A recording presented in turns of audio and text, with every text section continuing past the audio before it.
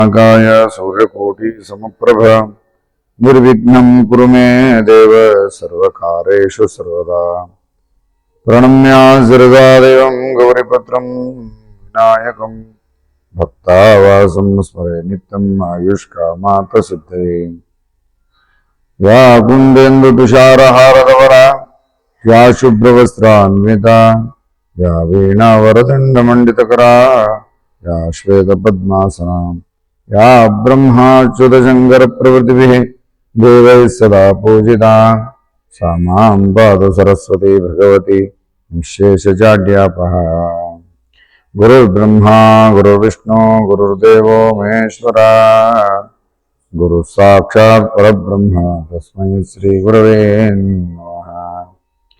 आदिनाथः सदा पूज्यो मत्स्येन्द्रस्य प्रसृङ्गकः भग्नावयाश्च चौरङ्गी मीनगोरक्षको नुतो शाम्भवाश्चाद्वयानन्दो गहिनिश्च निवृत्तिकाः ज्ञानेश्वरसिद्धनाथस्तु सुप्यो वाळेश्वरस्तदा राजा रामस्य नाथाग्रश्चिदम्बरप्रसादकः जीवेश्वरो गुरुश्रेष्ठस्तथा भागीरथी गुरुः दत्तमल्हारिरूपेण्यो मनोहर गुरुपरः श्रीमत्परंपरा प्राप्ताः गुरुवश्च सनातनः गुरुनवपुरश्रेष्ठे राजा राममठे परे वारकरी सांप्रदायोत्था पूजा गुरु परंपरा सद्गुरुनाथ महाराज की जय।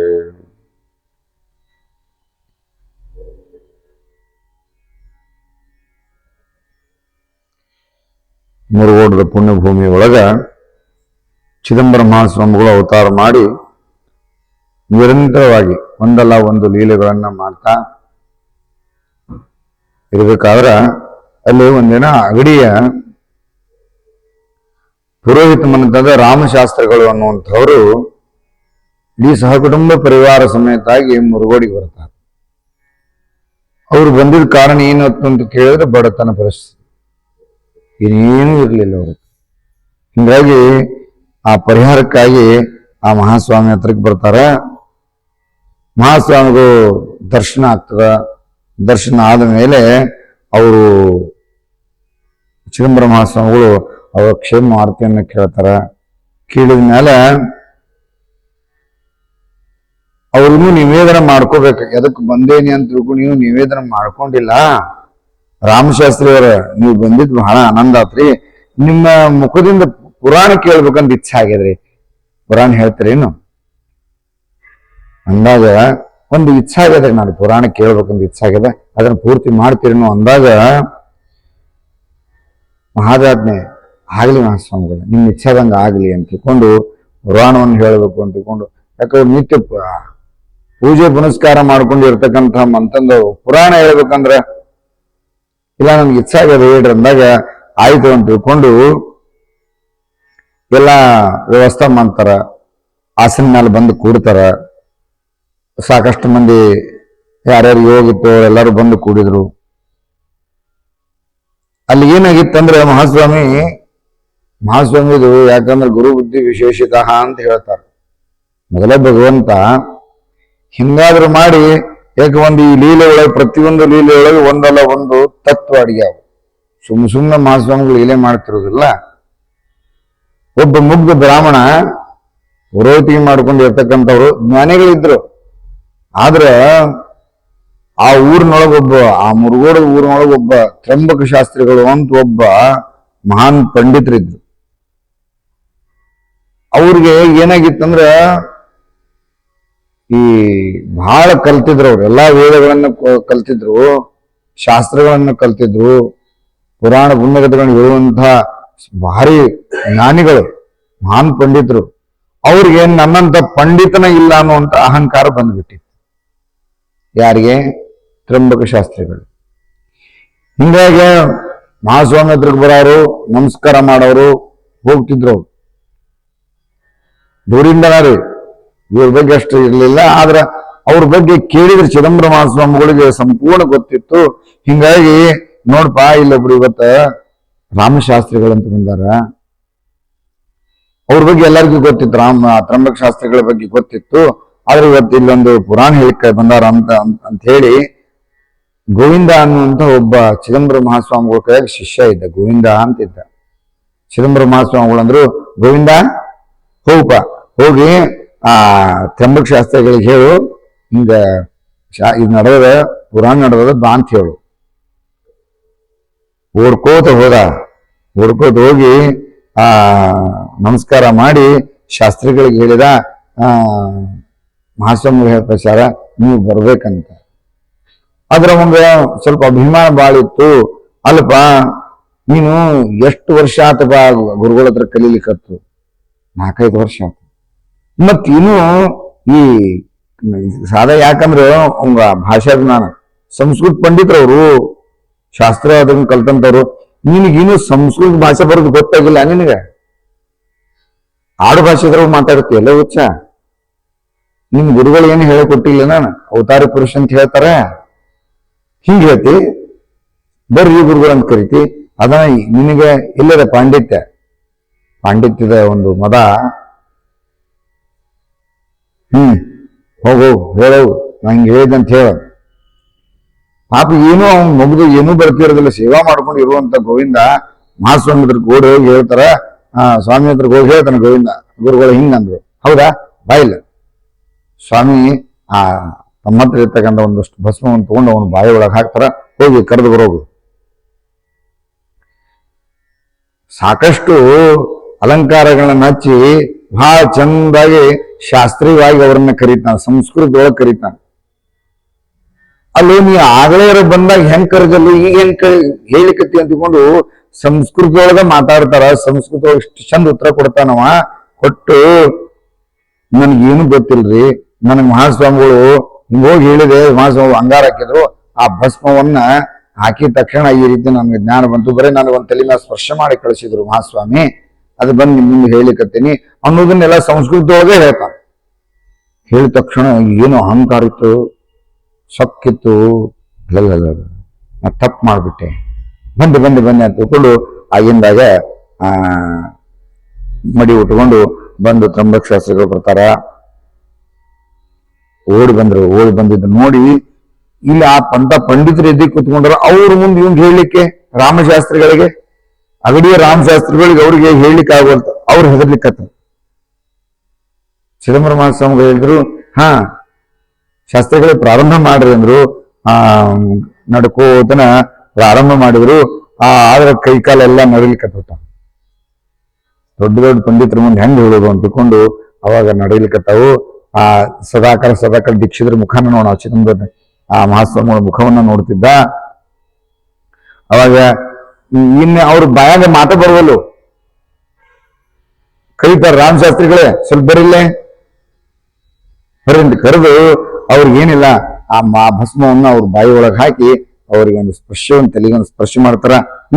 ಹೋಗ್ರಿ, ಏನಲ್ಲಿ ಹೋಗಿ ಸ್ವಾಮಿ ನಮ್ಮ ಆಶೀರ್ವಾದ ತಗೊಂಡು ಹೇಳಲಿಕ್ಕೆ ಚಾಲು ಮಾಡಿದ್ರು. ಎಲ್ಲಾ ಶಾಸ್ತ್ರಗಳು, ಪುರಾಣದ ಏನು ಒಂದೊಂದು ಒಳಗಿನ ರಹಸ್ಯಗಳು ಚಟ್ ಹೇಳಿಕತ್ತ. ಎಲ್ಲ ಕುತ್ಕೊಂಡಂತವ್ರು ಆ ಪುರಾಣವನ್ನು ಕೇಳಿ ಆನಂದ ಆತು, ಸಂತೋಷ ಆತು.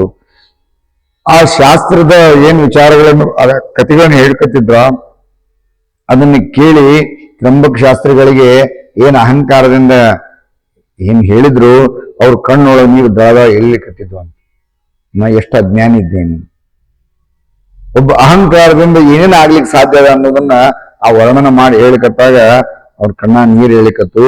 ಅವಾಗ ತ್ರ್ಯಂಬಕ ಶಾಸ್ತ್ರಿಗಳು ಹೇಳಿದ್ರು, ನನಗ ಬಹಳ ಸೊಕ್ಕು ಬಂದಿತ್ರಿ, ನನಗೆ ವಿದ್ಯಾಮದ ಅಂತ ಬರ್ತದ, ಬಹಳ ಕಲ್ತಾದ್ರು ವಿದ್ಯಾಮದ ಅಂತ ಬರ್ತದ. ಆ ವಿದ್ಯಾಮದ ನನಗ ಬಂದಿತ್ತು. ಹಿಂಗಾಗಿ ನನಗೆ ಈ ಅಪರಾಧ ಸಂಬಂಧ ಎಷ್ಟಂತ ಶಿಕ್ಷೆ ಕೊಟ್ಟರು ಅಡ್ಡಿ ಇಲ್ಲ, ನಂಗೆ ಶಿಕ್ಷೆಯನ್ನ ಕೊಡ್ರಿ. ಆದ್ರೆ ಒಂದು ಏನಂತದ, ನಮ್ಮನ್ನ ನಿಮ್ಮ ಪಾದದೊಳಗೆ ಇಟ್ಕೊಡ್ರಿ, ನಿಮ್ಮ ಶಿಷ್ಯ ವೃಂದದೊಳಗೆ ನನ್ನನ್ನು ಸೇರಿಸಿಕೊಡ್ರಿ ಅಂತ ತಿಳ್ಕೊಂಡು ವಿಜ್ಞಾಪನೆಯನ್ನು ಮಾಡಿಕೊಂಡ. ಅವಾಗ ಅವತ್ತಿಂದ ಸಮಾಧಾನ ಚಿತ್ರವಾಗಿ ಶಾಂತಿಯಿಂದ ಆ ಶಿಷ್ಯ ವೃತ್ತಿಯಿಂದ ಅಲ್ಲೇ ಕಾಲಹರಣ ಮಾಡಿದ್ರು ಅನ್ನುವಂಥ ತ್ರ್ಯಂಬಕ ಶಾಸ್ತ್ರಿಗಳ ಗರ್ಭಹರಣ ಅನ್ನುವಂಥ ಈ ಒಂದು ವಿಚಾರವನ್ನು ಹೇಳ್ತಾರೆ ಚಿದಂಬರ ಮಹಾಸ್ವಾಮಿಗಳು ಲೀಲೆಗಳು. ಸ್ವಲ್ಪ ದಿನ ಇಟ್ಟುಕೊಂಡು ರಾಮಶಾಸ್ತ್ರಿಗಳಿಗೆ, ಅಗಡಿಯ ರಾಮಶಾಸ್ತ್ರಿಗಳಿಗೆ ಸ್ವಲ್ಪ ದಿನ ಇಟ್ಟುಕೊಂಡ್ರು. ನಿತ್ಯ ಈ ರೀತಿ ಲೀಲೆಗಳನ್ನ ನೋಡಿದರು. ಆದ್ರೂ ಒಳಗ ಅನ್ಲಿಕ್ಕತ್ರ ನಾ ಬಂದಿದ್ ಬಡತನ ಪರಿಸ್ಥಿತಿ ಕೇಳಿಕ್ ಬಂದೆ. ನನ್ನ ಹಣೆ ಬರನ ಹಿಂಗಿರ್ಬೇಕಾದ್ರ ನಾನು ಏನು ಸ್ವಲ್ಪ ಮಹಾಸ್ವಾಮಿಗಳು ವಿಚಾರಣೆ ಮಾಡವಲ್ರಿ. ಏನ್ ಅವತ್ತು ಬಂದು ಫಸ್ಟ್ ಪುರಾಣ ಕೇಳಿದ್ರು, ಅದನ್ನ ಬಿಟ್ಟರೆ ಗುರುಗಳು ಏನು ನನ್ನ ಬಗ್ಗೆ ವಿಚಾರಣೆ ಮಾಡವಲ್ರು. ನನ್ನ ಹಣೆ ಬರನ ಹಿಂಗಿರ್ಬೇಕಾದ್ರೆ ಏನ್ ಮಾಡಿ ಆತ ಅಂದ್ಕೊಂಡು ಇನ್ನೇನು ಹೋಗ್ಬೇಕು ಅನ್ನೋದಾಗ ಹಂಗಾರೆ ರಾಮಶಾಸ್ತ್ರಿಗಳೇ ಹೋಗಿ ಬರ್ರಿ, ನಿಮ್ದು ಯೋಗ ಚಲೋ ಬಂದದ, ಇನ್ನು ಊರಿಗೆ ಹೋಗಿ ಬರ್ರಿ ಅಂದ್ಬಿಟ್ರು. ಮತ್ ಹೋಗಂದ್ರು ಏನು ಕೊಡ್ಲೇ ಇಲ್ಲಲ್ಲ. ಅದೊಂದು ಚಿಂತೆ ಇತ್ತು. ಅವಾಗ ಅವ್ರನ್ನ ಕಳಿಸು ನಿಮಿತ್ತ ಮಾಡಿಕೊಂಡು ಮಹಾಸ್ವಾಮಿಗಳು ಸ್ವಲ್ಪ ಅವ್ರ ಜೋಡಿ ಮುಂದೆ ಬಂದ್ರು. ಮುಂದೆ ಬಂದು ಅವ್ರ ಏನ್ ಮೈಮೇಲೆ ಶಾಲ್ ಇತ್ತು ಯಾರಿಗೆ,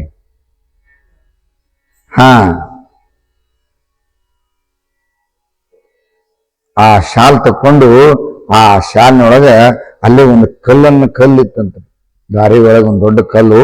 ಆ ಕಲ್ಲನ್ನು ಅವ್ರಿಗೆ ಕೊಟ್ಟು ಕಟ್ಟಿ ಅವ್ರ ಕೈಯಾಗ ಕೊಟ್ಟು ಕಳಿಸ್ತಾರ. ಶಾಸ್ತ್ರಿಗಳೇ, ಇದನ್ನ ಮನೆಗೆ ಹೋಗುವವರೆಗೆ ಹುಚ್ಚಬೇಡ್ರಿ, ಇದನ್ನ ಗಟ್ಟಿಗೆ ಇಟ್ಕೊಡ್ರಿ ಅಂತ ತಿಳ್ಕೊಂಡು ಅಷ್ಟು ಹೇಳಿ ಹೋಗಿ ಬರ್ರಿ, ಇದು ಯಾರಿಗೂ ರಹಸ್ಯವಾಗಿ ಯಾರಿಗೂ ಹೇಳಿಕ್ ಹೋಗ್ಬೇಡ್ರಿ ಅಂತ ತಿಳ್ಕೊಂಡು ವಿಚಾರವನ್ನ ಹೇಳಿ ಕೇಳ್ತಕ್ಕ ಆ ಹಿರಿಯರೇ ಇರ್ತಾರ ಅವ್ರು ಶಾಸ್ತ್ರಿಗಳು. ಬಹಳ ಸಂತೋಷದಿಂದ ಮುಂದೆ ಹೋಗ್ತಾರ. ಹೋದ್ಮೇಲೆ ಸ್ವಾಮಿಯಲ್ಲಿ ಕರ್ಕೊಂಡು ಹೋಗಿದ್ದು, ಸಾಯಿಲ್ ಕರ್ಕೊಂಡು ಹೋಗಿದ್ರು. ಏನು ಕೊಟ್ರಪ್ಪ, ಹೆಂಡತಿಗೆ ಚಿಂತೆ ಏನು ಏನಾದ್ರೂ ಒಡವೆ ವ್ಯವಸ್ಥೆ ಕೊಟ್ಟಿರ್ತಾರಲ್ಲ, ಏನೋ ಕೊಟ್ಟಿರ್ಬೇಕ. ಯಾಕಂದ್ರೆ ಸ್ವಾಮಿ ಕೊಟ್ಟಿದ್ದನ್ನು ನೋಡ್ಯಾರ ಅವರು. ಆ ತಿಂಗಳ ಇದ್ದಾರ, ಅದನ್ನ ನೋಡಿರ್ತಾರ. ಅದಕ್ಕೆ ಆ ಪತ್ನಿ ರಾಮಶಾಸ್ತ್ರಿಗಳ ಧರ್ಮ ಪತ್ನಿ ಹೇಳಿದ್ಲು, ದೀಕ್ಷಿತ್ರು ಏನೋ ಕೊಟ್ಟಾರ, ಆ ಗಂಟು ಹಿಡ್ಕೊಂಡು ಓಡಾಡ್ಲಿಕ್ಕತ್ತೀನಿ, ಆ ಗಂಟು ಯಾರಿಗೂ ಕೊಡುವಲ್ಲಿ, ಆ ಗಂಟನ್ನು ಕೊಡು, ಅದನ್ನ ನೋಡ್ತೀನಿ ಅಂದಾಗ ಅವಾಗ ಬೇಡ, ಗುರುಗಳು ಹೇಳ್ಯಾರ ಏನೋ ಕೊಟ್ಟಾರ, ಆದ್ರೆ ಮನೆಗೆ ಹೋದ ಬಳಿಕ ತೋರ್ಸಲ್ಲಿ ಮಟ್ಟ ತೋರ್ಸಂಗಿಲ್ಲ. ಮನೆಗೆ ಹೋದ್ಮೇಲೆ ನಿನಗೆ ಹೇಳ್ತೇನೆ, ಆ ಚಿಂತೆ ಮಾಡ್ಲಿಕ್ಕೆ ಹೋಗೋಣ ಅಂತ ಹೇಳಿದ್ರು ಸಹಿತ ಆಕಿಗೆ ಚಿಂತೆ ಆಗ್ತದ. ಆ ಎಲ್ಲಾ ಗಂಟುಗಳನ್ನ ಇಟ್ಟು ಅಲ್ಲಿ ದೊಡ್ಡವಾಡ ಹತ್ತತ್ರ ಬಂದಿರ್ತಾರ. ಅವರು ಆ ಸ್ನಾನ ಮಾಡಿ ಸಂಧ್ಯಾ ವಂದನ ಮಾಡ್ಲಿಕ್ಕೆ ಅಂತ ಕೂದಿರ್ತಾರ. ಈಕಿ ತಡ್ಕೊಳಿಕ್ ಆಗುದಿಲ್ಲ, ಬಡ ಬಡ ಆ ಗಂಟು ತಗೊಂಡು ಆ ಗಂಟ್ನಾಗ ಏನದಂತ ತಿಳ್ಕೊಂಡು ಉಚ್ಚಿ ಬಿಡ್ತಾರ. ಉಚ್ಚಿ ಅವಾಗ ಉಚ್ಚಿ ನೋಡಿದಾಗ ಅಲ್ಲಿ ಏನು ಕಲ್ಲಿತ್ತು. ಅಯ್ಯೋ, ಏನೋ ಕೊಟ್ರ ಅಂದ್ರೆ ಕಲ್ಲು ಕೊಟ್ಟಾರ ಅಂತ ತಿಳ್ಕೊಂಡು ಆ ಕಲ್ಲು ತಗೊಂಡು ಸಿಟ್ಟಾಗಿ ಒಗದ್ಬಿಟ್ಲು. ಒಗದ್ ಕೂಡಲೇ ಆ ಓಡಿ ಬಂದು ಏನ್ ಮಾಡಿದೀನಿ ಅಂತ ಹೇಳಿ, ಏನ್ ಮಾಡಿದ್ರು ಹುಚ್ಚಿ, ಅದು ಕಲ್ಲಲ್ಲ, ಭಗವಂತ ಕೊಟ್ಟಂತ ಪ್ರಸಾದ, ಅದು ನೋಡಂತ ಅನ್ನೋದ್ರೊಳಗ ಆ ಕಲ್ಲು ಅರ್ಧ ಬಂಗಾರ ಆಗಿತ್ತು, ಅರ್ಧ ಕಲ್ಲು ಹಂಗೈತಿ. ಆ ಬಂಗಾರದ ಕಣಗಳು ಕಾಣ್ಲಿಕ್ಕತ್ತು. ನೋಡ ಹುಚ್ಚಿ, ಎಂತ ಕೆಲಸ ಮಾಡಿದಿ, ಅರ್ಧ ಬಂಗಾರ ಆಗ್ಬಿಟ್ಟು. ಮನೆಗೆ ಹೋಗಿದ್ರೆ ಪೂರ್ತಿ ಬಂಗಾರ ಆಗ್ತಿತ್ತು, ನಮ್ಮ ದರಿದ್ರತನ ದೂರ ಆಗ್ತಿತ್ತು. ಆದ್ರೂ ನನ್ನ ಹಣೆ ಬರ್ಮೆ ಇಷ್ಟಿರ್ಬೇಕಾದ್ರೆ ಇನ್ನೇನ್ ಮಾಡ್ಲಿಕ್ಕೆ ಆಗ್ತದ.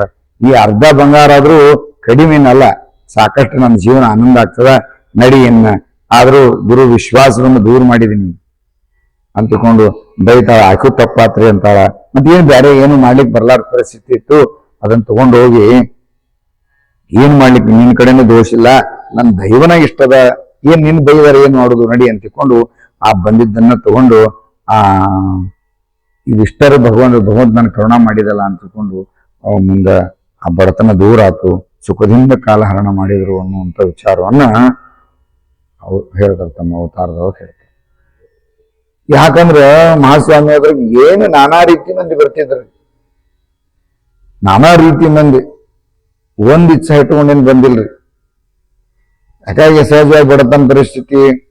ಇನ್ನೊಬ್ಬ ಬಂದಿದ್ರಿ, ನಾವ ಮಾಡಿಲ್ಲ, ಬರೀ 90 ವರ್ಷದ ಮುದುಕ. ಮಹಾಸ್ವಾಮಿ ಅದ್ರಾಗ 90 ವರ್ಷದ ಮುದುಕ್ ಬಂದಾನ.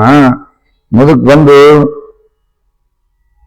ಏನು ಭಗವಂತಗೆ ಗೊತ್ತಿಲ್ಲ, ತ್ರಿಕಾಲ ಜ್ಞಾನಿ ಇದ್ದಾನ, ಭಗವಂತಗೆ ಗೊತ್ತು, 14 ಲೋಕದನ್ನ ಆ ಇಚ್ಛಾ ಮಾತ್ರ ಅವನ ನಡೆಸುವಂತ ಶಕ್ತಿ ಇರುವಂತ ಭಗವಂತ. ಅವನ ಅಭಿಪ್ರಾಯ ತನ್ನ ಜ್ಞಾನ ದೃಷ್ಟಿಯಿಂದ ಭಗವಂತ ಗೊತ್ತಾ, ಚಿದಂಬರ ಮಹಾಸ್ವಾಮಿ ಗೊತ್ತು. ಎಲೆ ಭೂಸರದೆ ಅಂತಾರ, ಜ್ಞಾನ ವೃದ್ಧ, ವಯೋವೃದ್ಧ, ಎಲೆ ವೃದ್ಧ ಇದ್ದ. ಅಪ್ಪ ನಿಮ್ಗೆ ಏನ್ ಇಚ್ಛಾದಂಗ್ ಬಂದಿರಪ್ಪ, ಏನು ಬೇಕಾಗ್ಯದ ಸಂಶಯವನ್ನು ಬಿಟ್ಟು ಹೇಳ್ರಿ ಅಂತಂದಾಗ ಬ್ರಾಹ್ಮಣಿಗೆ ಹೇಳಿಕ್ ಆಗಂಗಿಲ್ಲ.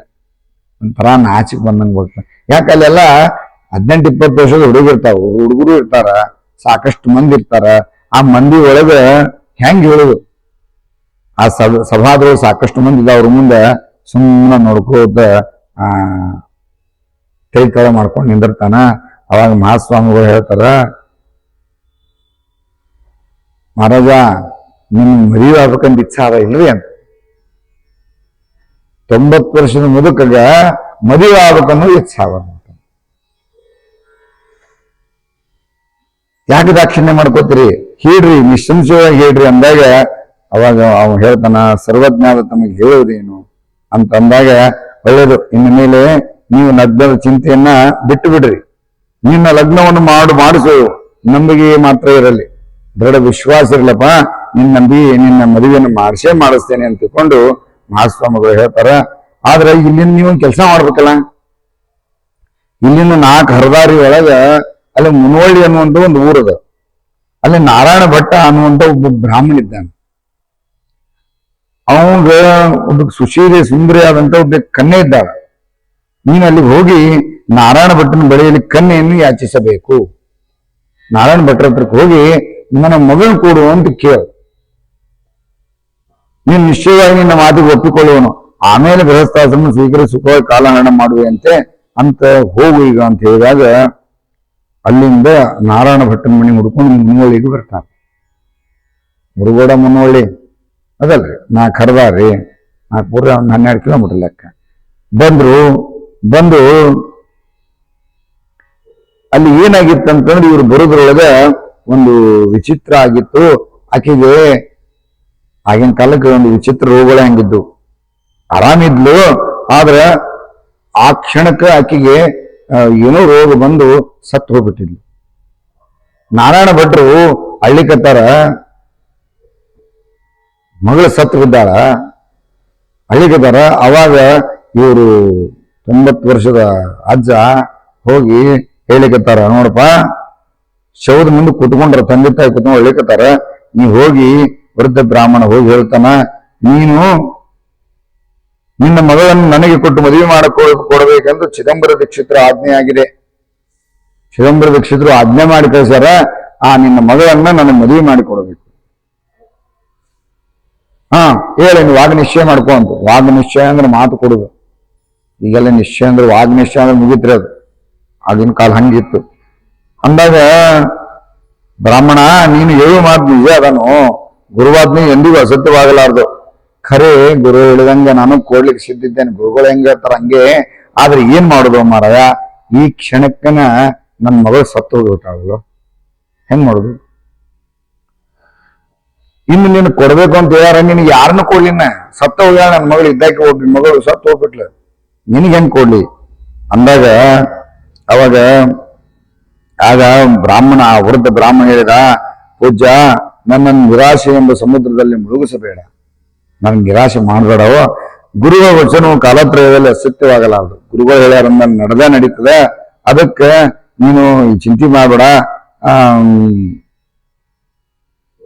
ನಾ ಹೇಳುವವರೆಗೆ ಈ ಗುರುಗಳಿಗೆ ಅರಿವು ಬರ್ತೇನೆ, ಅಲ್ಲಿವರೆಗೆ ಈಕೆ ಸಂಸ್ಕಾರ ಮಾಡಬೇಡ, ಸ್ವಲ್ಪ ತಡ್ಕೊ ಅಂತೇಳಿ ಓಡಿ ಹೋಗಿ ಆ ಮಹಾಸ್ವಾಮಿ ಹತ್ರಕ್ಕೆ ಬಂದು, ಆವಾಗ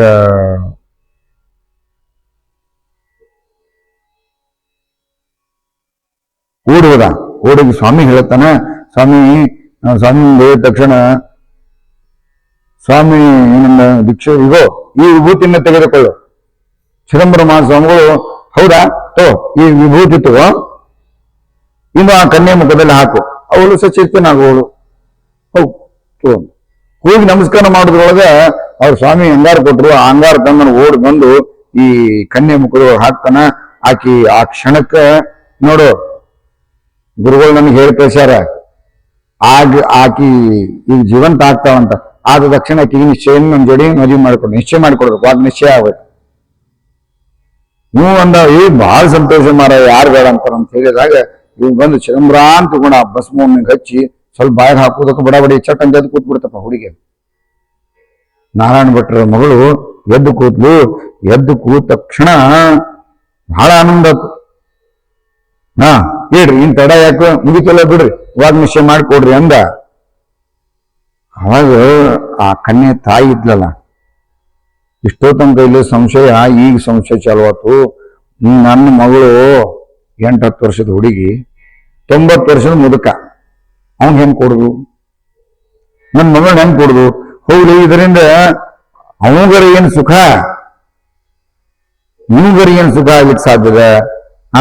ಇಂಥ ಮುದುಕಗ ನನ್ನ ಮಗಳನ್ನ ಹೆಂಗ್ ಕೊಡ್ಲಿ, ನಾನು ಕೊಡಂಗಿಲ್ಲ ಅಂತ ತಿಳ್ಕೊಂಡು ಅಂದಾಗ ನಾರಾಯಣ ಭಟ್ ಹೇಳಿದ, ನೋಡು, ಈ ಮಗಳು ನಮ್ಮಿಂದ ಏನ್ ಬದುಕಿಲ್ಲ, ಮಹಾಸ್ವಾಮಿಯ ಕೃಪೆಯಿಂದ ಮಹಾಸ್ವಾಮಿ ಭಸ್ಮ ಕೊಟ್ಟು ಬದುಕಿಸ್ಯಾರ. ಅದಕ್ಕೆ ಉಲ್ಲಂಘನೆ ಮಾಡಬಾರ್ದು, ಅದು ನಮಗ್ ಕ್ಷೇಮನೂ ಆಗುದಿಲ್ಲ. ಅದಕ್ಕಾಗಿ ನಮ್ಮ ಮಗಳನ್ನ ಅವ್ರಿಗೆ ಕೊಡುವುದೇ ಚಲೋ ಅಂತ ತಿಳ್ಕೊಂಡು ಹೇಳಿದ್ಕೂ ಅವಾಗ ಬ್ರಾಹ್ಮಣರಿಗೆ ಒಂದು ಮಾತು ಹೇಳ್ತಾರ, ನೋಡು ಬ್ರಾಹ್ಮಣ, ನಿನಗೆ ಆದಷ್ಟು ಕನ್ಯಾದಾನ ಶೀಘ್ರವಾಗಿ ಮಾಡಿಕೊಡ್ತೇನೆ. ಆ ಲಗ್ನದ ಸಿದ್ಧತೆಯನ್ನು ಮಾಡಿಕೊಂಡು ಬಾ, ಎಲ್ಲ ಮದುವೆ ತಯಾರಿ ಮಾಡ್ಕೊಂಡು ಬಂದ್ಬಿಡ್ರಿ, ನಿಮ್ಮ ಮಗಳ ಮದುವೆ ಮಾಡಿಕೊಡ್ತೇನೆ ಅಂತ ತಿಳ್ಕೊಂಡು ಅಷ್ಟು ಹೇಳಿ ಅವನು ಮತ್ತೆ ಗುರು ಸನ್ನಿಧಿಗೆ ಬಂದು ವೃತ್ತಾಂತವನ್ನು ಹೇಳ ದೀಕ್ಷಿತರು ಆ ಮಂದಹಾಸ್ಯವನ್ನು ಮಾಡಿ ಬ್ರಾಹ್ಮಣಿಗೆ ವಿಪುಲ ದ್ರವ್ಯವನ್ನ ಕೊಟ್ಟು ಪರಿವಾರದ ಜನರನ್ನು ಕೊಟ್ರು. ಹೇಳಿದೆಲ್ಲ ಇನ್ನು ಕೆಲ್ಸಕ್ಕದು ಇಲ್ಲ ಒಂದಿಷ್ಟು ಮಂದಿ ನೋಡ್ರಪ್ಪ, ಅವಂಗೆಲ್ಲ ವ್ಯವಸ್ಥೆ ಮಾಡಿಕೊಡ್ರಿ ಅಂದಾಗ ಎಲ್ಲರೂ ತಯಾರು ಮಾಡಿದ್ರು. ಖುಷಿಯಿಂದ ಇನ್ನೇನು ಎಲ್ಲ ಮದುವೆ ತಯಾರು ಮಾಡ್ಕೊಂಡು ಹೋಗಿ ಮದುವೆಗೆ ಹೋದ. ಅವರು ಸಹಿತ ಮತ್ತೆ ಹೆಂಡತಿ ಸಮಾಧಾನ ಮಾಡಿದ್ದ. ಮುದುಕನ ಮದುವೆನೂ ಆಗಿ ಹೋದ್. ಒಳ್ಳೆ ವಿಜೃಂಭಣೆಯಿಂದ ಮದುವೆ ಮಾಡಿದ್ರು. ಮದುವೆ ಗೃಹಸ್ಥಾಶ್ರಮ ಸ್ವೀಕಾರ ಮಾಡಿದ. ಪತ್ನಿಯನ್ನು ಒಡಗೂಡಿಕೊಂಡು ಅಲ್ಲಿ ಮುರುಗೋಡಕ್ಕೆ ಬಂದ. ಸ್ವಾಮಿ ಆಶೀರ್ವಾದ ಹೊಂದಿ ಅಲ್ಲಿ ಸುಖವಾಗಿ ಕಾಲಹರಣ ಮಾಡಿದ. ಮುಂದೆ ಚಿದಂಬರ ಅನುಗ್ರಹದಿಂದ ಸ್ವಲ್ಪ ದಿವಸ ಒಬ್ಬ ಮಗನು ಜನಿಸಿದನು. ಆಗಂತೂ ಆ ವೃದ್ಧನಿಗೆ ಆನಂದಕ್ಕೆ ಪಾರವೇ ಉಳಿಯಲಿಲ್ಲ. ಅವನು ಅಂದಿನ ಚಿದಂಬರ ಚರಣ ವಿಶೇಷವಾಗಿ ತನ್ನ ಮಿಕ್ಕ ಆಯುಷ್ಯನ ಒಳ್ಳೆಯ ಸೌಖ್ಯದಿಂದ ಕಳೆದು ಅಂತ್ಯದಲ್ಲಿ ಸದ್ಗತಿಯನ್ನು ಹೊಂದಿದನು. ನೋಡ್ರಿ, ಇಲ್ಲಿ ವಯಸ್ಸಿನ ಪರ್ವ ಅಂದ್ರೇನು, ಮತ್ತೆ ಇದು ಚಿದಂಬರನ ಲೀಲಾ ಅಲ್ದ ಏನು? 90 ವರ್ಷದ ಬ್ರಾಹ್ಮಣ 10-12 ವರ್ಷದ ಹುಡುಗಿ ಹೆಂಗ್ ಸಾಧ್ಯದ? ಆದ್ರೆ ಚಿದಂಬರ ಮನಸ್ಸು ಮಾಡಿದ್ರೆ ಎಲ್ಲವೂ ಸಾಧ್ಯ. ಹಿಂಗ ಆ ಮುದುಕನ ಮದುವೆಯನ್ನು ಮಾಡಿದ್ರು ಅನ್ನುವಂಥ ವಿಚಾರಗಳನ್ನ ಅವರು ತಮ್ಮ ಲೀಲೊಳಗೆ ಹೇಳ್ತಾರ. ಮುಂದೆ ಸ್ವಲ್ಪ ದಿನ ಆಗೋದ್ರೊಳಗೆ ಮಹಾಸ್ವಾಮಿಗಳಿಗೆ ಮೃತ್ಯುಂಜಯ ಅನ್ನುವಂಥ 3ನೇ ಮಗ ಹುಡ್ತಾರ. ದೀಕ್ಷಿತರು ಆನಂದವಾಗಿ ಮುರುಗೋಡದೊಳಗ ಪ್ರಪಂಚವನ್ನು ಮಾಡ್ಕೊಂಡು ಆನಂದವಾಗಿ ಇರ್ಬೇಕಾದ್ರೆ ಒಂದಿನ ಒಬ್ಬ ಬಡವ ಶೂದ್ರ ಇರ್ತಾನ. ಚಿದಂಬರ ಮಹಾಸ್ವಾಮಿ ಹತ್ರಕ್ಕೆ ಬಂದು, ನನಗೆ ಬಹಳ ಕಷ್ಟ ಅದರಿ, ನನಗೆ ಏನೂ ಇಲ್ಲ, ತಿನ್ಲಿಕ್ಕೆ ಏನೂ ಇಲ್ಲ, ಅದಕ್ಕಾಗಿ ನಿಮ್ಮ ದರ್ಶನಕ್ಕೆ ಬಂದೇನಿ ಅಂತ ಹೇಳಿ ಮಹಾಸ್ವಾಮಿ ಹತ್ರಕ್ಕೆ ಬಂದು ಹೇಳ್ತಾನೆ. ಹೇಳಿದ ತಕ್ಷಣ ಅವರು ಮಹಾಸ್ವಾಮಿಗಳ ಹತ್ರಕ್ಕೆ ಹೇಳಿದ ತಕ್ಷಣ ಮಹಾಸ್ವಾಮಿಗಳು ಅಂದ್ರು, ಅಪ್ಪ, ಕಿವಿ ಒಳಗೆ ನತ್ತಿಟ್ಕೊಂಡು ಊರಿನೆಲ್ಲ ಹುಡುಕಾಡ್ಲಿಕ್ಕತ್ತಿಯಲ್ಲೋ, ಕೂಸಿನ ಬಗಲ ಇಟ್ಕೊಂಡು ಊರೆಲ್ಲ ಹುಡುಕಾಡಿದ್ರ ಅಂತ ಹೇಳ್ತಾರಲ್ಲ. ಅಲ್ಲ, ನಿನ್ನ ಮನೆಯೊಳಗೆ ಎಲ್ಲ ಹಣ ಇಟ್ಕೊಂಡು ವ್ಯರ್ಥವಾಗಿ ಸಂಕಟ ಪಡ್ಲಿಕ್ಕತ್ತಿಯಲ್ಲಪ್ಪ ಅಂದಾಗ ನಿಮ್ಮ ಅಜ್ಜ, ಅವಾಗ ಮಹಾಸ್ವಾಮಿಗಳು ಹೇಳ್ತಾರ, ನಿಮ್ಮ ಅಜ್ಜ ದೊಡ್ಡ ಶ್ರೀಮಂತಪ್ಪ. ಯಾರಿಗೆ ಹೇಳಿಕತ್ತಾನ? ಏನು ಶೂದ್ರ ಬಂದಾನ ಅವ್ರು ಹೇಳಿಕತ್ತಾನ. ನಿಮ್ಮ ಅಜ್ಜ ಭಯಂಕರ ಶ್ರೀಮಂತಿದ್ದ. ಅವ್ ದೇವ್ರ ಮನಿ ಒಳಗ ಈಶಾನ್ಯ ದಿಕ್ಕಿಗೆ ಇಟ್ಟಾನ, ಬಂಗಾರ ನಿಧಿ ಇಟ್ಟಾನ. ಹೋಗು, ಅಲ್ಲಿ ಸುಮಾರು ಒಂದು 6-7 ಆಳು ತೊಳಗ ದ್ರವ್ಯ ಅದ, ತಗೊಂಡು ಹೋಗಿ ಸುಖವಾಗಿ ಜೀವನ ಮಾಡೋಗ್ ಅವನ್ ತಿಳ್ಕೊಂಡು ಹೇಳಿ ಕಳಿಸ್ತಾರ. ಹೇಳಿ ಕಳಿಸಿ ಆ ಊರಿಗೆ ಅಪ್ಪಣೆ ಕೊಟ್ರು. ಆನಂದದಿಂದ ಹೋಗಿ ಆ ತಮ್ಮ ಜಗಲಿ ಬುಡಕ್ ಇದ್ದಂಗೆಲ್ಲ ಆಳವಾಗಿ ಭೂಮಿ ಅಗದ. ಆಳು ರೊಕ್ಕ ಸಿಗ್ಲಿಲ್ಲ, ಗಡಿಗೆ ಅಂದ್ರೆ ಏನು ಸಿಗ್ಲೇ ಇಲ್ಲ. ಮತ್ತು ಓಡಿ ಬಂದ, ಗುರುಗಳೇ ಏನೂ ನನಗೆ ಅಲ್ಲಿ ದ್ರವ್ಯ ಅದ ಅಂತ ಹೇಳಿದ್ರಿ, ಏನು ಸಿಗಲಿಲ್ಲ ಅಂದಾಗ, ಅಪ್ಪ, ನಾನು ಈಶಾನ್ಯಕ್ಕೆ ಅಂತ ಹೇಳಿದ್ದೆ. ಇನ್ನೊಂದು ಸ್ವಲ್ಪ ಉತ್ತರ ದಿಕ್ಕಿ ಒಂದು ಗೇಣಿನ ಮೇಲೆ 4 ಮೊಳ, ಈಗೇನೆ ಅಲ್ಲಿಂದ 4 ಮೊಳ ಮತ್ತು ಒಂದು ಗೇಣು ಅಲ್ಲಿಗಾಗಿ ಖಂಡಿತ ಸಿಗ್ತದೆ ಅಂದಾಗ ಆ ಭಾವಿಕವಾಗಿರ್ತಕ್ಕಂಥ ಭಕ್ತ ಹೋಗಿ ಮತ್ತೆ ಅಗೀತ ನಗದಾಗ ಅಲ್ಲಿ ಒಂದು ದೊಡ್ಡ ಗಡಿ ಸಿಗ್ತದೆ. ಗಡಿಗಳು ಸಾಕಷ್ಟು ಧನ ಇರ್ತದ. ಅವಾಗ ಅದನ್ನ ತಗೊಂಡು ಬಂದು ಓಡಿ ಬರ್ತಾನೆ, ತಗೊಂಡವನು ಬಂದು ಮುರುಗೋಡಕ್ ಬರ್ತಾನೆ. ಮಹಾಸ್ವಾಮಿ ಮುಂದೆ ಇಟ್ಟು, ಅಪ್ಪ ಇಷ್ಟು ತಗೊಂಡು ನಾ ಏನ್ ಮಾಡ್ಲಿ ನೋಡು, ಅಂತ ಇದ್ದ ಮುಚ್ಚಿಟ್ಟುಗಳಿಲ್ಲ, ಗಡಿಗೆನೋ ತಗೊಂಡು ಸೀದಾ ಮುರುಗೋಡಕ್ ಬಂದ. ಅಪ್ಪ ಇದನ್ನ ನೀವಷ್ಟು ತಗೊಳ್ರಿ, ನನ್ಗೊಂದು ಈಟ ಕೊಟ್ಬಿಡ್ರಪ್ಪ, ನಾ ಸಾಕು ಬದುಕ್ಲಿಕ್ಕೆ ನಂಗೆ ಎಷ್ಟು ಬೇಕು, ಇಷ್ಟು ತಗೊಂಡು ನಾ ಏನ್ ಮಾಡ್ಲಿ, ನನ್ನ ಜನ್ಮ ಕೂತ್ಕೊಂಡು ತಿನ್ಲಾರ್ದು ಸವಿದಾರ್ದಷ್ಟು ಆ ರೊಕ್ಕೊಂಡ್ ಇಷ್ಟಕ್ಕೊಂಡ್ ಸಿಕ್ಕುಪ್ಪ, ಇವನ್ನ ತಗೊಂಡ್ಬಿಡ್ರಿ, ನನಗೆ ಒಂದ್ ಸ್ವಲ್ಪ ಕೊಡ್ರಿ ಸಾಕು ಅಂತ ತಗೊಂಡು ಬಂದಾಗ, ಅಪ್ಪ ಇದು ನಿನ್ನ ಭಾಗ್ಯದಿಂದ ಬಂದಂತ ರೊಕ್ಕ, ಇದನ್ನ ಏನ್ ಮಾಡ್ಬೇಕು, ಇದನ್ನ ನೀ ಏನ್ ಮಾಡು ಅಂದ್ರೆ ದೇವರು, ಬ್ರಾಹ್ಮಣರು, ಗೋ ಬ್ರಾಹ್ಮಣ ಮತ್ತು ದೇವರೊಳಗೆ ವಿಶ್ವಾಸವನ್ನು ಇಡು. ಎಷ್ಟು ಸೂಕ್ಷ್ಮ ಹೇಳ್ತಾರ. ಬಂದಂತ ಅತಿಥಿಗಳಿಗೆ ಅನ್ನದಾನವನ್ನು ಮಾಡು, ಧರ್ಮದಿಂದ ನಡಿ. ಅದಕ್ಕೆ ಅನ್ನದಾನವನ್ನು ಮಾಡ್ತಿರು ಅಂತೇಳಿ ಆಯ್ತು ಅಂತ. ಅದಕ್ಕೆ ಈ ರೊಕ್ಕ ನನ್ನ ಬಾರಪ್ಪ, ಇದೆಲ್ಲ ನಿಂದ ಭಾಗ್ಯ, ತಗೊಂಡು ಹೋಗು ಅಂತಂದಾಗ ಆಯ್ತು ಅಂತ ತಗೊಂಡು ಅವ್ನು ಹೊರಗೆ ಬಂದು ಅಲ್ಲಿರೋ ಬ್ರಾಹ್ಮಣರಿಗೆ ಅರ್ಧ ಎಲ್ಲ ದಾನ ಮಾಡಿದಂತ. ಬರೀ ಅರ್ಧವನ್ನು ತಗೊಂಡು ಹೋಗಿ ಅದರೊಳಗನ್ನ ತನ್ನ ಜನ್ಮದೊಳಗೆ ಆನಂದವಾಗಿ ಕಳೆದ ಅನ್ನುವಂಥ ವಿಚಾರಗಳನ್ನ ಅವ್ರ ಚರಿತ್ರೆ ಒಳಗೆ ಹೇಳ್ತಾರ. ದಾರಿದ್ರ್ಯ ವಿಮೋಚನ ಅನ್ನುವಂಥ ಒಂದು ವಿಚಾರ ಹೇಳ್ತಾರ. ಹಿಂಗೆ ಸಾಕಷ್ಟು ಲೀಲೆಗಳು, ಸಾಕಷ್ಟು ಲೀಲೆಗಳಂದ್ರ ಅದಕ್ಕೆ ಒಂದೊಂದು ಲೀಲೆಗಳನ್ನ ಚಿಂತನ ಮಾಡ್ಲಿಕ್ಕತ್ತೀವಿ. ಸ್ವಾಮಿ ಇಷ್ಟೆಲ್ಲ ಮಾಡ್ಯಾನ ಖರೇ, ಇನ್ನೊಂದು ಚಿಂತೆ ಬರ್ತದ್ರಿ, ನಮ್ಗೇನ್ ಮಾಡ್ಯಾನ, ನಾವು ಹೋಗಿ ಸ್ವಾಮಿ ಹತ್ರಕ್ಕೆ ಏನ್ ಕೇಳ್ತೀವಿ, ನಮ್ ಇಚ್ಛೆಗಳನ್ನ ಪೂರ್ತಿ ಮಾಡೋ ಚಿದಂಬರ, ಯಾಕಂದ್ರೆ ಹಿಂದಂತ ಯೋಗ್ಯತಾನು ಬೇಕಾಗ್ತದೆ, ಹೌದಲ್ರಿ. ನಾವೇನ್ ಮಾಡ್ತೇವಂದ್ರ ಈ ಚರಿತ್ರೆ ನೋಡಿದಾಗ ನನ್ ಚಿದಂಬರ ನಾನು ಎದುರಿಗಿದ್ದಾನಂತ ಅನ್ನುವಂತ ಭಾವ ಬರ್ತದೆ. ಇನ್ನು ಓದುವುದರಿಂದ ಕೇಳುವುದರಿಂದ ಸಾಕಷ್ಟು ಪುಣ್ಯನೂ ಪ್ರಾಪ್ತಿ ಆಗ್ತದೆ. ಇಲ್ಲಿ ಒಂದು ಏನಾಗ್ಬಿಡ್ತಾವ ಅಂತ ಕೇಳಿದ್ರೆ, ಆ ಗೋದಾವರಿ ನದಿ ದಂಡಿಯಿಂದ ಅಂದ್ರೆ ಮಹಾರಾಷ್ಟ್ರದ ಕಡೆಯಿಂದ ಒಂದಿಷ್ಟು ಮಂದಿ ಬರ್ತಾರೆ. ಒಬ್ಬ ಬ್ರಾಹ್ಮಣ ಬಂದಿರ್ತಾನ. ಅವ್ನು ಏನ್ ಅಲ್ಲಿ ಏನ್ ಬೇಡ್ಕೊಂಡ್ರೆ ಸುದ್ದಿ ಹಂಗ ಹೋಗಿ ಮುಟ್ಟಿರ್ತದಲ್ರಿ. ಸುದ್ದಿ ಚಿದಂಬರ ಮಹಾಸ್ವಾಮಿ ಸುದ್ದಿ ಎಲ್ಲಾ ಕಡೆ ದೇಶ ತುಂಬಾ, ಇಡೀ ಭಾರತ ತುಂಬಾ ಹೋಗಿರ್ತ ಸುದ್ದಿ. ಆ ಬ್ರಾಹ್ಮಣ ಅನ್ಕೊಂಡಿರ್ತಾನಂತ, ಏನು ಅಂತ ಕೇಳಿದ್ರೆ, ನನಗ ಮಕ್ಕಳಿಲ್ಲ, ಮಕ್ಕಳಾದ್ರೆ ನಾನು ಮಹಾಸ್ವಾಮಿನ ಹೋಗಿ ಭೇಟಿಯಾಗಿ ಬರ್ತೇನೆ, ಕುಟುಂಬ ಸಹಿತ ಹೋಗಿ ಸ್ವಾಮಿ ದರ್ಶನಕ್ಕೆ ಬರ್ತೇನೆ ಅಂತಕೊಂಡು ಅವತ್ತು ಸಂಕಲ್ಪ ಮಾಡಿರ್ತಾನೆ. ಸಂಕಲ್ಪ ಮಾಡಿ ಅವತ್ತಿಂದ ಹರಕಿ ಕಟ್ಕೊಂಡು ಚಿದಂಬರ ಚಿದಂಬರ ಚಿದಂಬರ ಚಿದಂಬರ ಅನ್ಕೊಂಡು ಕಾಲ ಕಳೀತಿರ್ತಾನೆ. ಬೇರೆ ಏನು ಇಲ್ಲ, ಕಾಲ ಕಳೀತಿರ್ತಾನೆ. ಆದ್ರೆ ಮುಂದೆ ಮತ್ತೆ ಸ್ವಾಮಿ ಕೃಪೆಯಿಂದ ಆ ನಾಮಸ್ಮರಣೆ ಬಲದಿಂದ ಏನಾಗ್ತಂದ್ರೆ ಒಂದು ಗಂಡು ಮಗ ಹುಡ್ತು. ಗಂಡು ಮಗ ಹುಟ್ಟಿದ ತಕ್ಷಣ ಬಹಳ ಆನಂದ ಆತು. ಮತ್ತೆ ಹರಕೆ ಹೊತ್ತಿದ್ದಲ್ಲ ಹುಡುಗ, ಅವನ್ ಕರ್ಕೊಂಡು ಚಕಡಿ ಒಳಗ ಎಲ್ಲ ಆಗಿನ ಕಾಲಕ್ಕೆಲ್ಲ ಕಟ್ಕೊಂಡು ಬರ್ತಿದ್ರಿ. ಚಕಡಿ ಒಳಗ ಅಕ್ಕಿ ಬ್ಯಾಳಿ ಬೆಳ ತಗೊಂಡ್ಬಂದು ಪಾತ್ರ ಪಗಳ ತಗೊಂಡು ಎಲ್ಲಿ ನೀರ್ ಇರ್ತ ಅಲ್ಲಿ ನಿಂದ್ರಿಸಿ ಅಡಿಗೆ ಮಾಡ್ಕೊಳ್ಳೋದು, ಮತ್ತೆ ಬರೋದು. ಅವತ್ತು ಒಂದಿನ ಹಂಗ ಬಂದ್ರು, ಅರ್ಧ ದಾರಿಗೆ ಬಂದಿದ್ರು. ಇನ್ನು ಸ್ವಲ್ಪ ದೂರ ಉಳಿದಿತ್ರಿ. ಮುರುಗೋಡ ಸ್ವಲ್ಪ ಮಧ್ಯ ಮಾರ್ಗ ಆಗಿತ್ತು. ರಾತ್ರಿನೂ ಆಗ್ಲಿಕ್ಕೆ ಬಂತು ಅಂತೇಳಿ ಒಂದು ಶಿವ ದೇವಾಲಯ, ಶಿವನ ಗುಡಿ, ಆ ಗುಡಿ ಒಳಗೆ ವಸ್ತಿ ಮಾಡಿದ್ರು. ಸುತ್ತಲ ಎಲ್ಲ ಏನಾಗಿತ್ತು ಅಂತ ಕೇಳಿದ್ರೆ ಅಡವಿಗಳು, ಅಲ್ಲಿ ದೊಡ್ಡ ಕಾಡಿತ್ತು. ಕಾಡು ಸುತ್ತಮುತ್ತಲ. ಅವಾಗಲ್ಲಿ ಏನಂತಂದು ಸುತ್ತಮುತ್ತಲ ಎಲ್ಲ ಏನಿಲ್ಲ ಇಲ್ಲ, ಬರೇ ಕಾಡು. ಸಾಕಷ್ಟು ಪ್ರಾಣಿಗಳಿರ್ತಾವ, ಆದ್ರೆ ಬೇರೆ ದಾರಿ ಇಲ್ಲ. ನಿನ್ ಮುಂದೆ ಹೋಗಿ ಬರ್ತಾ ಕತ್ಲಾಗ್ತದ. ಗುಡಿ ಅಂದ್ರೆ ಉಳ್ಕೊಂಡ್ರಾತ ಅಂತಕೊಂಡು ಗುಡಿ ಒಳಗೆ ಉಳ್ಕೊಂಡಿದ್ರು, ಮಕ್ಕೊಂಡಿದ್ರು. ಮಧ್ಯರಾತ್ರಿ ಕಡೆ ಬೆಳದಿಂಗಳಿತ್ತು.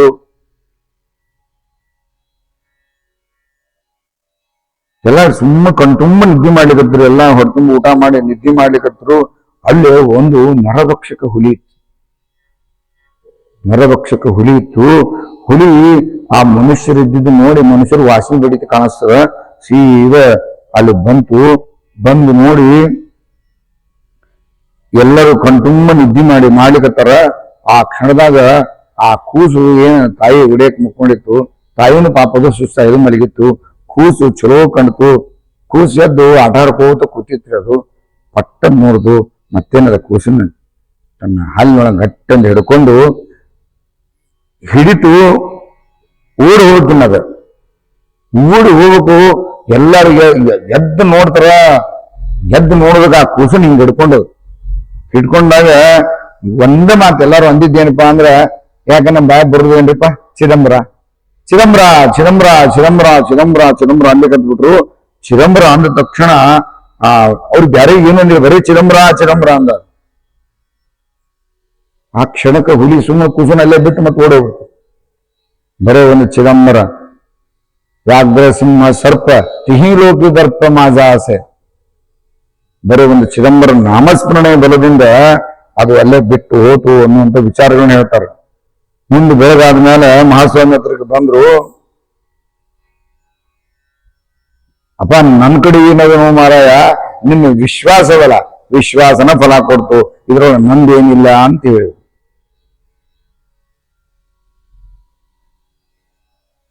ಇನ್ನೊಂದು ಹಿಂಗ ಆತ್ರಿ, ಅದು ಇಲ್ಲೇ ಬರ್ತದ. ಏನಾದ ಕೇಳಿದ್ರೆ,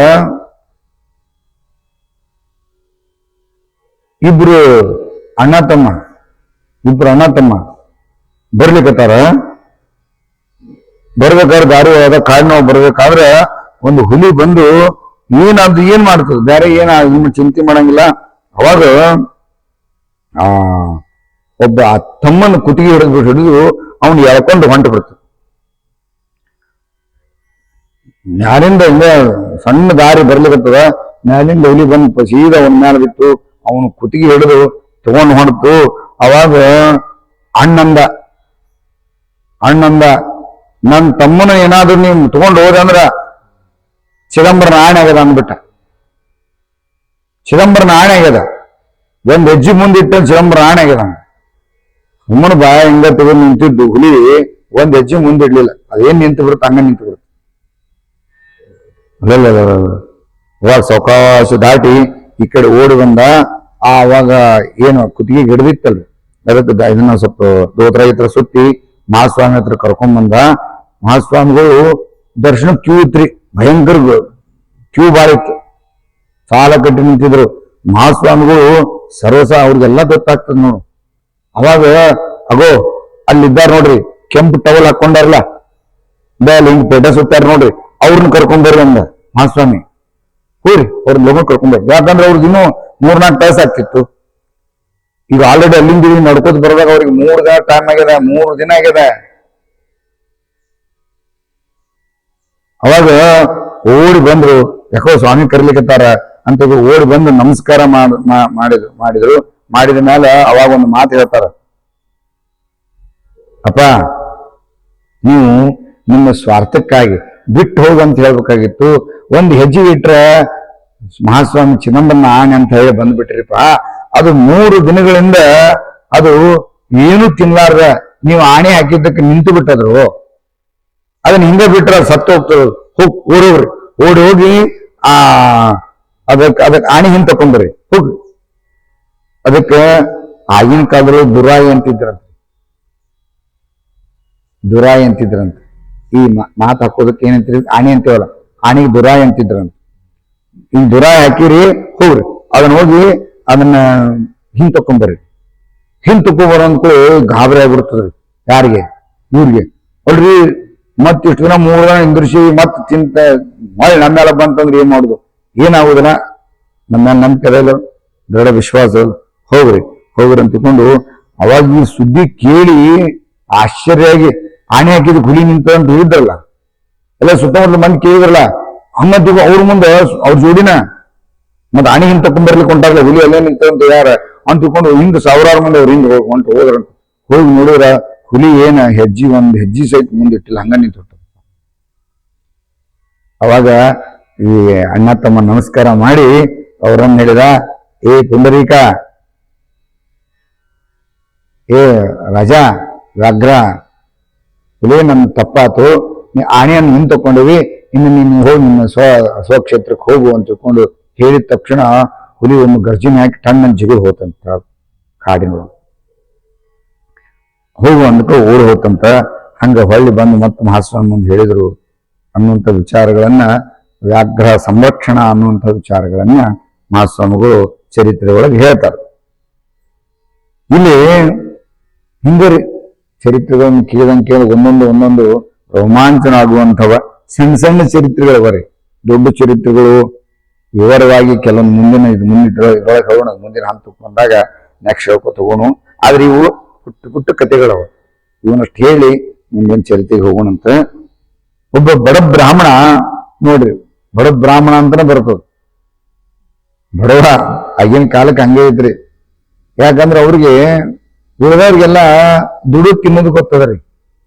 ಹೊಲದೊಳಗ ಸಾಕಷ್ಟು ಕೆಲಸ ಮಾಡ್ತಾರ, ಹೆಂಗೋ ಬದುಕ್ತಾರ. ಆದ್ರ ಬ್ರಾಹ್ಮಣರಿಗೆ ಪೂಜಾ, ಆ ಪೂಜೆ ಬಿಟ್ರೆ ಅವ್ರಿಗೇನು ಗೊತ್ತದ, ಯಾರಾದ್ರೂ ಕರೆದು ಪೂಜೆ ಪುನಸ್ಕಾರ ಮಾಡಿ ಒಂದ್ ಸ್ವಲ್ಪ ಏನಾದ್ರು ಅಕ್ಕಿ ಬೇಳೆ ಇದೆಲ್ಲ ಕೊಟ್ರ ತಿಂದು ಇರ್ತಾರ. ಇಲ್ಲಾಂದ್ರೆ ಅವ್ರಿಗೆ ಏನಿಲ್ಲ ಭಿಕ್ಷಾ ಬೇಡದು, ಅದನ್ನ ಬಿಟ್ರೆ ಬೇರೆ ಏನದ ಅವ್ರಿಗೆ ಬ್ರಾಹ್ಮಣರಿಗೆ. ಹಿಂಗಾಗಿ ಇದ್ದಿದ್ರು ತೃಪ್ತಿಯಾಗಿರ್ತಕ್ಕಂಥವ್ರು. ಹಿಂಗಾಗಿ ಅವ್ರಿಗೆ ಒತ್ತದ್ರು ಅವ್ರದ್ದು ಹಣೆಬರ ಅಷ್ಟ. ಅದಕ್ಕೆ ಬಡ ಬ್ರಾಹ್ಮಣ ಅಂತನ ಅನ್ಕೋತ ಬಂದ್ರು. ಮುರುಗೋಡಕ್ಕೆ ಬಂದ ಒಬ್ಬವ.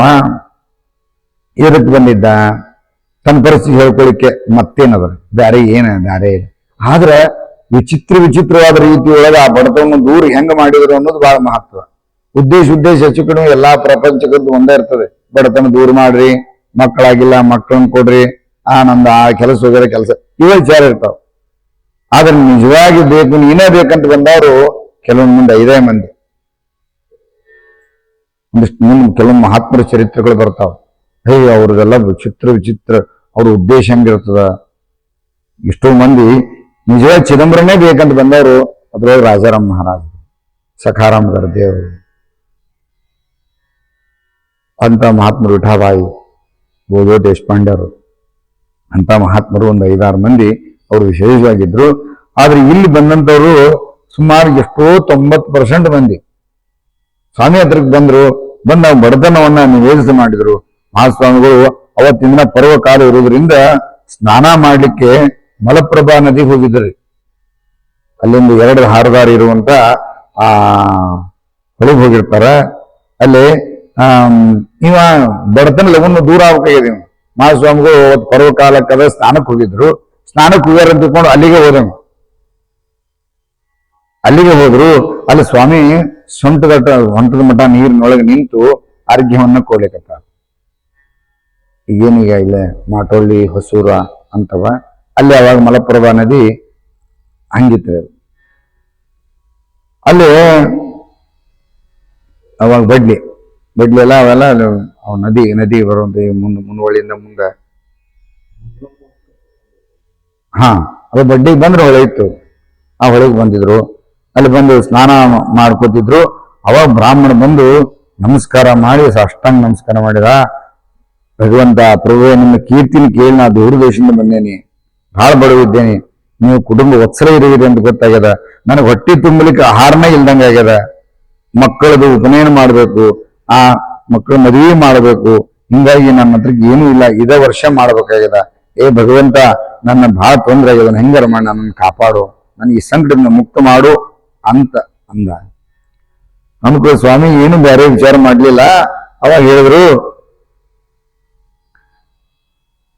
ನೋಡಪ್ಪ, ನಾನು ಬಡ ಬ್ರಾಹ್ಮಣ ಇದ್ದೇನೆ, ಆದ್ರೆ ನಾ ಸ್ವಲ್ಪ ಏನೋ ಕೊಡ್ತೇನೆ, ಅದರಿಂದ ನೀ ತೃಪ್ತ ಆಗ್ತೀನು.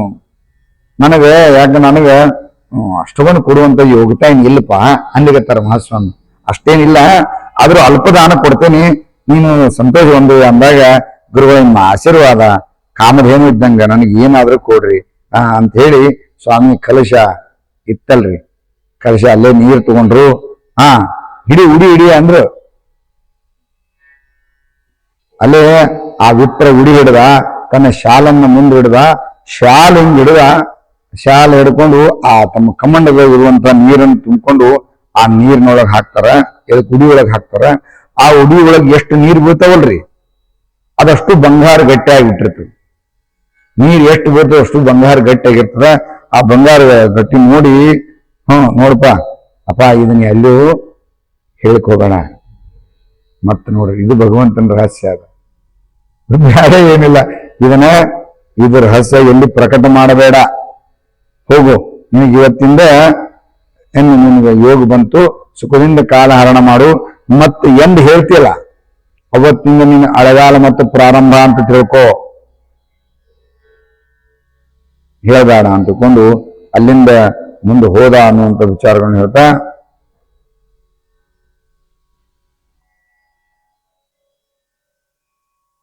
ಯಾಕಂದ್ರೆ ಏನ್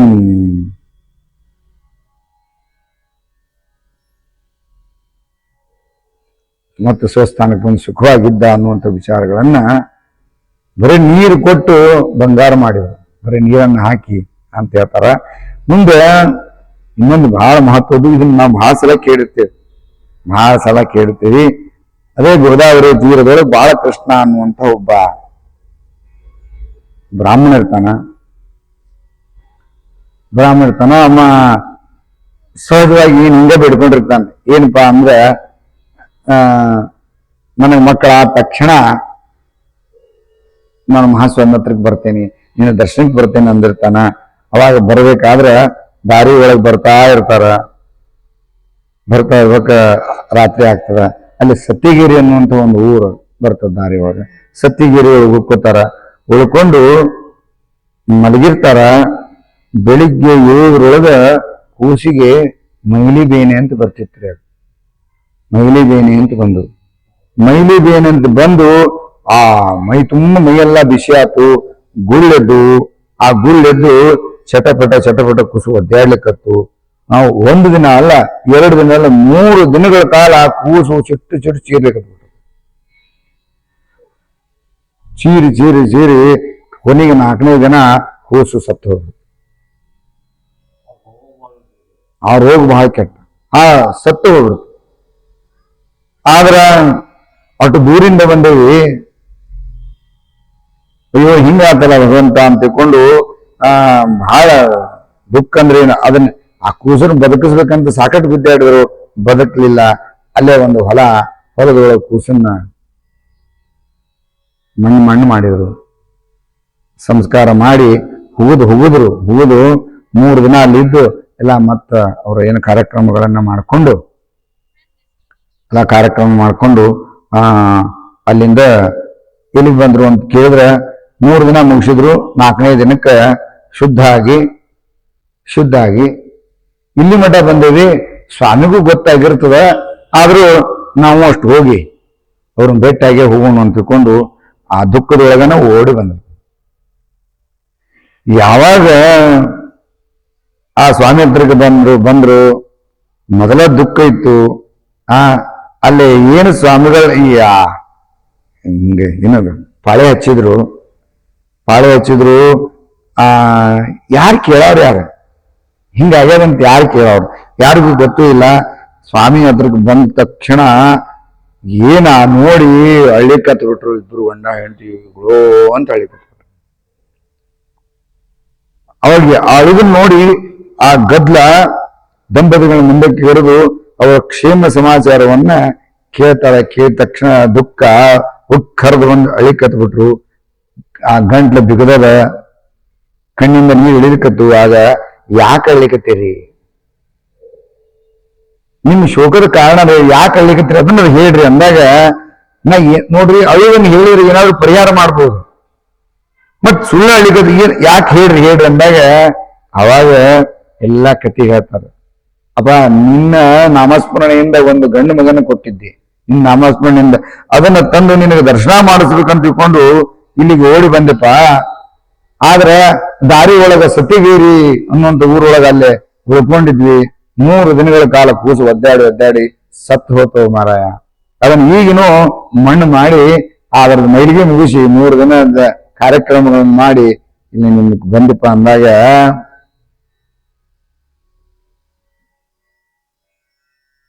ಸ್ವಾಮಿ ಒಂದು ಕ್ಷಣ ಕಣ್ಣು ಮುಚ್ಕೊಂಡು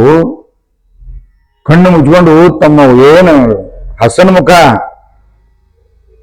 ಬಾಲಕೃಷ್ಣ ಅಂದ್ರು, ಏನ್ ಸುಳ್ಳು ಹೇಳ್ತೀವಿ ಹುಚ್ಚ, ಏನು ಕೂಸತ್ತಿಲ್ಲೋ ಮರ ನಿನ್ ಮಗ ಅಂದ್ರು. ಕೂಸ್ ಹೋಗು ಹುಚ್ಚ ಹೋಗುದೇನೆ ಅಂತೀವಿ, ಹೋಗು ಅಲ್ಲೇ ಕೂತ್ಕೊಂಡು ಆಟ ಆಡ್ಲಿಕ್ಕೆ ಹೋಗ್ಪಾ, ಹೋಗು ಕರ್ಕೊಂಬ ನಿನ್ ಮಗನ್. ಅಪ್ಪ ನಾನ ಸ್ವತಃ ಅದನ್ನ ಮಣ್ಣು ಮಾಡೇನು, ಮಾಡಿ 3 ದಿನ 4ನೇ ದಿನ ಇವತ್ತ. ಅವಾಗ ಹೋಗು ಹೋಗು ನಾ ಹೇಳಿಕತ್ತಲ್ಲ, ನನ್ನ ಮೇಲೆ ದೃಢ ವಿಶ್ವಾಸ ಇಲ್ಲ, ಹೋಗ್ ಕೂಸ್ ಆರಾಮ್ ಆಟ ಆಡ್ಲಿಕ್ಕೆ ಹುಚ್ಚ, ಹೋಗಿ ಕರ್ಕೊಂಡ್ಬರು ಹೋಗ್ ಅಂತ ಹೇಳಿದಾಗ ಏನು ಆನಂದ ಆಗ್ಬಿಡ್ತು, ಮೈಯೆಲ್ಲ ರೋಮಾಂಚನ ಆತವ್ರಿಗೆ. ಏನ್ ಹೇಳಿಕತ್ತೀರಿ? ಇಲ್ಲ ಹಿಂಗ್ ಮಾಡಿ ಬಂದಂತ ಹೇಳಿದ್ರು ಸ್ವಾಮಿ ನಂಬುವಲ್ರು, ಇಲ್ಲ ಬದುಕೆ ಹೋಗಂತಾರ. ಓಡಿ ಹೋದ್ರ ನಮಸ್ಕಾರವನ್ನು ಮಾಡಿ ಓಡಿ ಹೋಗಿ ಆ ಎಲ್ಲಿ ಮಣ್ಣು ಮಾಡಿದ್ರ ಹೋಗಿ ನೋಡಿದ್ರ ಕೂಸ ಆಟ ಆಡ್ಕೋತ ಕೂತದ, ಮಣ್ಣು ಆಟ ಆಡ್ಕೋತ ಕೂತದ. ಓಡಿ ಹೋಗಿ ಅಪ್ಪನ ಅವ್ರ ಅವನ್ನ ಹೋಗಿ ಗಾಢವಾಗ ಆಲಿಂಗನ ಮಾಡ್ಕೋತದ, ಅಳ್ತಾರ.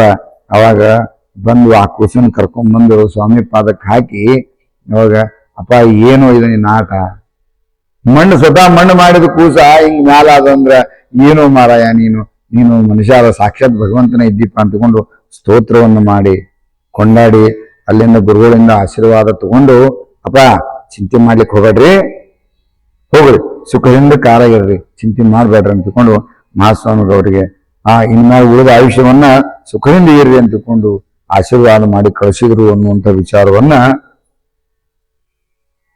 ಈ ಬಾಲಕನ ಯಾರು ಮೃತ ಪುತ್ರ ಸಂಜೀವನ ಅನ್ನುವಂಥ ಚರಿತ್ರೆ ಒಳಗ ರಾಜಾರಾಮ್ ಮಹಾರಾಜ್ ಹಿಂಗ ಬರ್ದಾರೆ. ಒಂದು 10 ಅಥವಾ 12 ಅಭಂಗಗಳನ್ನು ಬರ್ದಾರ. ಆ 12 ಅಭಂಗದೊಳಗ ಇಷ್ಟು ಪುಟ್ಟ ಕಥೆಗಳನ್ನ ಹೇಳ್ತಾರ. ಯಾಕಂದ್ರೆ ಇನ್ನು ಮುಂದಿನ 108 ಚರಿತ್ರೆಗಳವರೆಗೆ ರಾಜಾರಾಮ್ ಮಹಾರಾಜ್ ಚರಿತ್ರೆಗಳು ಅವನ್ನು ಸಹಿತ ನಾಳೆ ಆ ಒಂದು ಬಡವ ಕಾಶಿ ಯಾತ್ರೆಗೆ ಹೋಗಿದ್ದು ವಿಚಾರಗಳನ್ನ ನಾಳೆ ಸ್ವಲ್ಪ ವಿಚಾರ ಮಾಡೋಣಂತ, ಒಬ್ಬ ಶಿಲೆದಾರನ ಕಥೆಯನ್ನ ನಾಳೆ ಎಷ್ಟು ಸಾಧ್ಯ ವಿಚಾರ ಮಾಡೋಣ ಅಂತ ಹೇಳ್ತಾ ಇವತ್ತಿನ ದಿನ ಯಾಕಂದ್ರೆ ಈ ಚರಿತ್ರೆಗಳು ಬಹಳ ಮಂಗಲಮಯವಾಗಿರ್ತಾವ. ಇನ್ನು ಎಷ್ಟು ಕೇಳಿದ್ರು ಸಹಿತ ಇನ್ನೂ ಕೇಳ್ಬೇಕನ್ನಿಸ್ತಿರ್ತದೆ. ಎಷ್ಟು ಕೇಳಿದ್ರು ಕೇಳ್ಬೇಕನ್ನಿಸ್ತದ. ಇದನ್ನು ಮತ್ತೆ ನಾಳೆಗೆ ನೋಡೋಣಂತ. ಔದುಂಬರ ನಿವಾಸಿ ಭಕ್ತಾಭಿಮಾನಿ ರಾಜಾದರಾಜ ಚಿದಂಬರೇಶ್ವರ ಮಹಾರಾಜ್ ಕಿ ಜಯ.